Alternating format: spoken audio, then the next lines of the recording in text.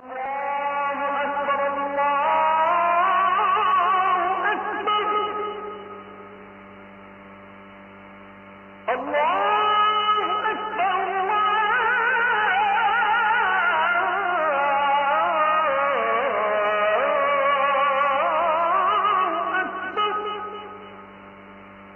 সময় আমরা সোশ্যাল মিডিয়াতে কিংবা অফলাইনে অনেকের ব্যাপারে শুনতে পাই, জানতে পাই যে তারা ধর্ম অবমাননা করেছে, আল্লাহ বা তার রাসূলকে গালি দিয়েছেন বা কোরআনকে অবমাননা করেছেন বা অন্য কোনো উপায়ে তিনি ধর্ম অবমাননা করেছেন।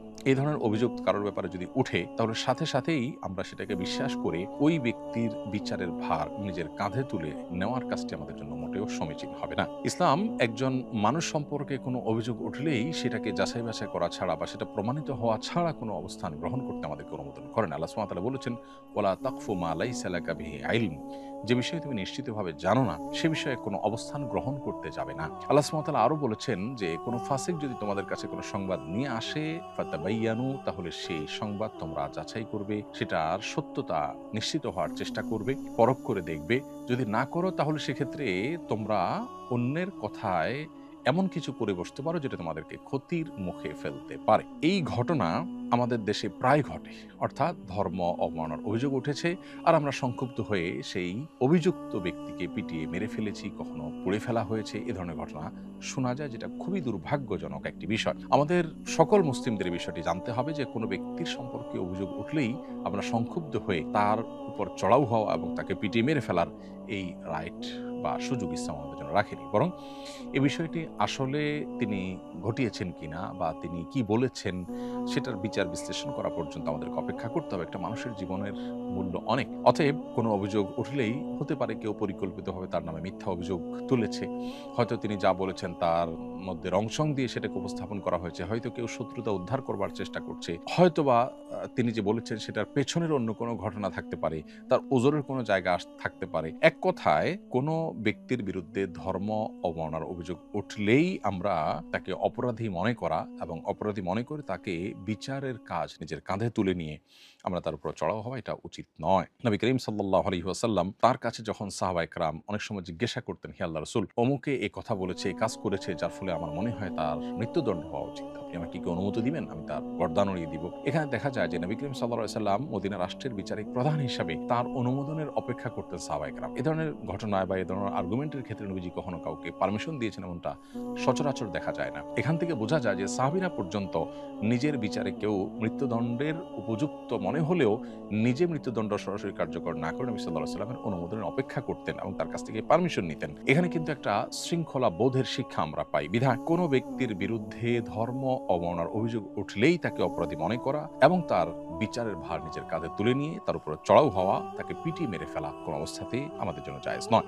বরং আমাদেরকে এটি প্রমাণিত হওয়া পর্যন্ত অপেক্ষা করতে হবে এবং শান্তভাবে অত্যন্ত ধৈর্যের সাথে এ ধরনের পরিস্থিতিতে আমাদেরকে সিদ্ধান্ত গ্রহণ করতে হবে। অপরাধের মাত্রা অনুসারে তার বিচার এবং শাস্তি নিশ্চিত করতে হবে।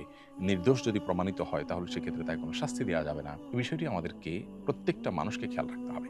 এখানে একটা বড় গ্যাপের জায়গা হলো, দুঃখজনক বাস্তবতা হলো আমাদের সমাজে ধর্ম অবমাননাকারীদেরকে আইনের আওতায় এনে উপযুক্ত শাস্তি দেবার কোনো কালচার আমাদের দেশে নেই। বরং সত্যিকার অর্থে বলতে গেলে ধর্ম অবমাননার জন্য সেরকম কোনো শাস্তির ব্যবস্থাই আমাদের সমাজে নেই বা প্রচলিত আইনে নেই, যার ফলশ্রুতিতে সাধারণ মানুষের মধ্যে অনাস্থা কাজ করে যে আইন বা প্রশাসনের হাতে তুলে দিলে যথাযথ তদন্তের মাধ্যমে আদৌ বিচার হবে কিনা, আদৌ উপযুক্ত শাস্তি সে পাবে কিনা অভিযুক্ত ব্যক্তি যদি প্রমাণিত হয়, সেক্ষেত্রে এই আস্থার যে ঘাটতি, এটার ফলে কিন্তু অনেক সময় মানুষ আইন হাতে তুলে নিতে প্রস্তুত হয় এবং উদ্যত হয়। তো এখানে রাষ্ট্র এবং যথাযথ কর্তৃপক্ষের একটা বড় দায়িত্বের জায়গা আছে। এদেশে প্রায় সময় ধর্ম অবমাননার ঘটনা ঘটে এবং সংখ্যাগরিষ্ঠ মানুষ তারা সংক্ষুব্ধ হন, এমনকি সংখ্যালঘুরাও সংক্ষুব্ধ হতে পারে। এমন বিষয়গুলো যেন না ঘটে সেজন্য উদ্যোগ নেওয়া দরকার এবং কেউ ধর্ম অবমাননা করলে তার দৃষ্টান্তমূলক শাস্তি নিশ্চিত করা দরকার। সুতরাং ধর্ম অবমাননার ব্যাপারে কঠোর আইন এবং সে আইনের যথাযোগ্য প্রয়োগ, এটি সাধারণ মানুষকে আইন হাতে তুলে নেওয়ার ব্যাপারে নিরুৎসাহিত করতে পারে। আমি আশা করব যে এই ব্যাপারে রাষ্ট্র এবং যথাযথ কর্তৃপক্ষ তারাও দায়িত্বশীলতার পরিচয় দিবেন। একদিকে আমাদের সাধারণ মুসলমানদেরকে যেমন দায়িত্বশীলতার পরিচয় দিতে হবে, অপরদিকে সংশ্লিষ্ট কর্তৃপক্ষ তাদেরও এই বিষয়গুলোকে যথাযথভাবে নিরসন করবার জন্য সদিচ্ছা তাদের থাকতে হবে এবং যথাযথ উদ্যোগ থাকতে হবে, যাতে করে সাধারণ মানুষের আস্থার কোনো ঘাটতি না থাকে। আমরা সাধারণত রাস্তায় ভ্যান বা সাধারণ দোকান থেকে নন ব্র্যান্ডেড কাজল, লিপস্টিক সহ বিভিন্ন কসমেটিক্স ব্যবহার করি, যেগুলোর উপাদান সম্পর্কে জানা সম্ভব হয় না। আবার হালাল সার্টিফিকেট যুক্ত ব্র্যান্ডের কসমেটিকের দাম বেশি হওয়ায় সেগুলো সবার পক্ষে কেনা সম্ভব হয় না। এ অবস্থায় সাধারণ কসমেটিক্স ব্যবহার করা কি শরীয়তসম্মত হবে? কসমেটিক্সের ক্ষেত্রে হালাল হারামের বিষয়টি সম্পর্কে আমাদের বেশিরভাগ মানুষের ধারণা নেই, অথচ আমরা পানাহারের মাধ্যমে যেরকম আমাদের শরীরে হারাম ভক্ষণ, হারাম পান করার অপশন আছে, ঠিক একইভাবে আমরা অনেক প্রসাধনী ব্যবহার করার মাধ্যমেও শরীরে হারাম প্রবেশ হতে পারে। এই জন্য এই বিষয়টি আমাদের সতর্ক হতে হবে এবং প্রসাধনীগুলোর কোথায় কি উপাদান আছে না আছে সেটা আমাদের খোঁজ করে বের করা দরকার এবং সতর্ক থাকা দরকার। এবং এগুলোর মাধ্যমে স্পিরিচুয়ালি আমরা ক্ষতিগ্রস্ত হয়ে আধ্যাত্মিকভাবে অনেক সময় ক্ষতিগ্রস্ত হওয়ার সম্ভাবনা বা শঙ্কা থাকে। এই জন্য এই বিষয়গুলোকে খুব সিরিয়াসলি আমাদের দেখতে হবে। যে সমস্ত ইহুদি কোম্পানিগুলোর তালিকা আমরা বিভিন্ন মাধ্যমে পাই, আমরা দেখতে পাই সেখানে ফুড আইটেমের চাইতেও বরং যে কোনো আইটেমের চাইতে তাদের সবচেয়ে বেশি বিজনেস হয়ে থাকে সচরাচর এই ধরনের ইস্যু, অর্থাৎ আপনার প্রসাধনী রিলেটেড বিষয়গুলো নিয়ে তারা কাজ করেন সবচেয়ে বেশি। এই জন্য আমাদেরকে এই বিষয়গুলোতে অনেক বেশি সতর্ক থাকতে হবে। যদি আপনি আপাতদৃষ্টিতে হারাম কোনো কিছু আছে বলে সেখানে দেখতে না পান, তাহলে সেক্ষেত্রে এটি আপনার জন্য মৌলিকভাবে ব্যবহার করা জায়েজ আছে, কিন্তু কি আছে না আছে সেটি বিশেষ করে সন্দেহ যখন হবে, মালিক বা প্রতিষ্ঠান অমুসলিম কোনো কান্ট্রি থেকে উৎপাদন করছে, সেখানে সম্ভাব্য কোনো হারাম থাকতে পারে, এরকম যদি মনে হয় এবং সেটা আপনার জানা না যায়, তাহলে অ্যাভয়েড করতে পারলে সেটা অবশ্যই তাকওয়ার দাবি। যে মানুষ যে স্থানে মৃত্যুবরণ করে সে স্থানের মাটি দিয়েই তাকে তৈরি করা হয়েছিল, এই বিশ্বাস কি ইসলাম সম্মত?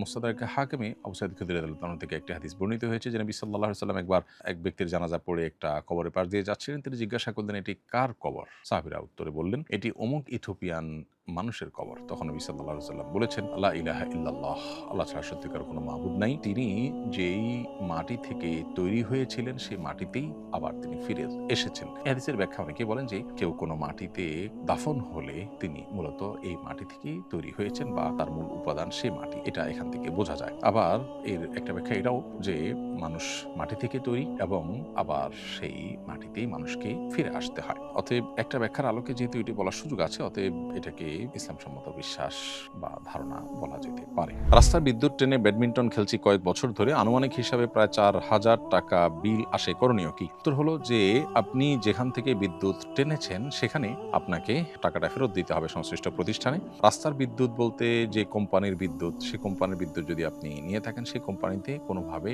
কোম্পানির অ্যাকাউন্টে টাকাটা ঢুকিয়ে দিবেন। কি প্রসেস আছে না আছে সেটা খোঁজ করে বের করতে হবে যে কিভাবে কোম্পানির অ্যাকাউন্টে টাকা দেওয়ার ব্যবস্থা আছে। কোনো ব্যক্তি বিশেষের লাইন থেকে যদি নিয়ে থাকেন, তাহলে সেক্ষেত্রে যার মিটারে এটার রিডিং উঠেছে বা এটার খরচ উঠেছে তাকে আপনি টাকাটা পরিশোধ করে দিতে হবে, না হলে আল্লাহর কাছে আপনি দায়ী থাকবেন। বিশেষ করে শীতের মৌসুমে আমরা অনেকেই ব্যাডমিন্টন খেলি এবং এক্ষেত্রে সেখান থেকে বিদ্যুতের লাইন নিয়ে নেই এবং লাইন থেকে বিদ্যুৎ নেওয়াটাকে আমরা অন্যায় বা অপরাধ মনে করছি না, অথচ আপনি যে বিদ্যুৎ ব্যবহার করছেন এটা মূল্য পরিশোধ না করলে আপনার খেলা জায়েজ হবে না।